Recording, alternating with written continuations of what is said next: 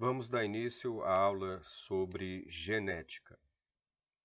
O DNA, como Krink e eu estávamos cientes, contém a chave da natureza das coisas vivas, armazenando as informações hereditárias que são passadas de uma geração a outra e orquestrando o mundo inacreditavelmente complexo da célula. Se decifrássemos sua estrutura tridimensional, a arquitetura da molécula, teríamos o vislumbre do que Crick, entre sério e brincalhão, chamava de "o segredo da vida", frase de James Watson, que, juntamente com Francis Crick, descreveu a estrutura da molécula de DNA. O DNA é como um livro de receitas escrito em código. Nessas receitas está o segredo da vida. Então, damos início à nossa aula sobre genética e os genes. É o conteúdo do terceiro bimestre. Nesta unidade, abordaremos a genética, área da biologia que estuda a transmissão do material genético ao longo das gerações, a natureza química desse material e seu modo de ação. Você vai perceber a grande importância da matemática nessa área da biologia em vários momentos, quando trabalhamos com conceitos como porcentagem, probabilidade, interpretação de gráficos e tabelas. A ideia de que a matemática é uma disciplina estudada em um único campo, ela é errônea. No caso da biologia, a gente estuda alguns conceitos de matemática quando estudamos a genética. Então, é necessário você ter um prévio conhecimento nessas áreas: porcentagem, probabilidade, interpretação de gráficos e de tabelas. Ao estudarmos a composição das moléculas envolvidas na hereditariedade, você verá também a contribuição que a química traz para a genética. A biologia não seria muita coisa se não houvesse a participação das outras disciplinas. Então é necessário aprender a matemática, a química, que elas vão dar arcabouço, elas vão ajudar no entendimento da área da genética estudada na biologia. Atualmente, a genética é uma das áreas da biologia que mais tem se desenvolvido, trazendo muitas informações novas a respeito dos genes e dos mecanismos de herança. Os estudos da área da genética têm sido a base para o incremento de outra antiga área da biologia, a biotecnologia, que corresponde à utilização de seres vivos para a obtenção de produtos de interesse para o ser humano. Exemplo, a vaca.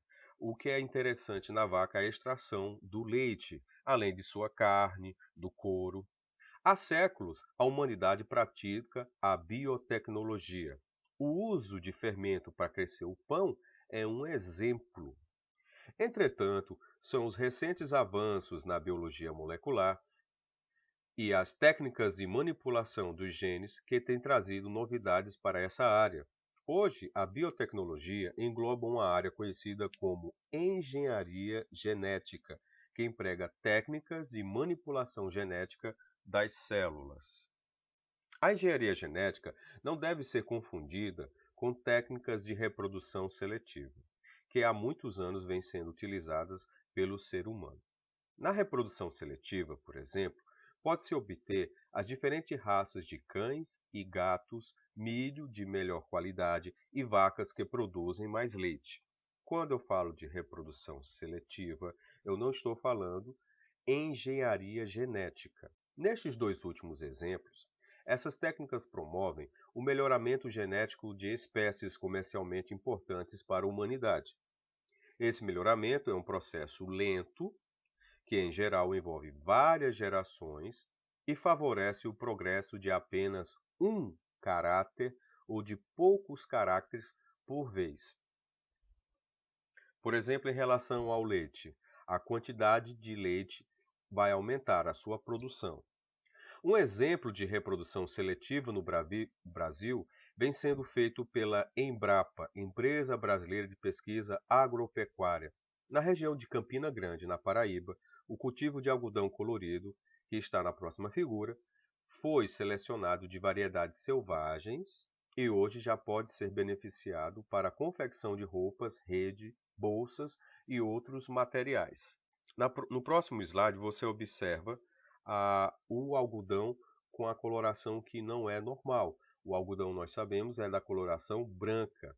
Nesse caso aqui, eu tenho um chumaço de algodão naturalmente colorido, feito pela natureza, resultado da seleção de variedades selvagens. Houve vários cruzamentos de várias espécies de algodão para que se chegasse a esse tipo de algodão com a coloração diferenciada. A vantagem de obter algodão naturalmente colorido é que não há necessidade do processo de tintura do algodão branco, que é prejudicial para o meio ambiente. Ao fazer a pintura do algodão, o processo final vai ter o produto e aquilo que não é aproveitado. Aquilo que não é aproveitado, ele é jogado nos mananciais. Então, quando você tem o algodão colorido, de vez de você pintá-lo, ele já vem com a coloração desejada, evitando a poluição.